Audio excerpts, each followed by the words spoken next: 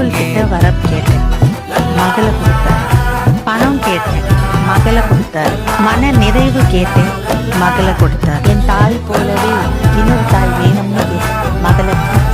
பேர் புகழ் கேட்டேன், மகளை கொடுத்தார். இத்தனைக்கும் விடை மகளா அப்படின்னு கேட்டேன். வாழ்ந்து பார் புரியும்னு சொன்னார்.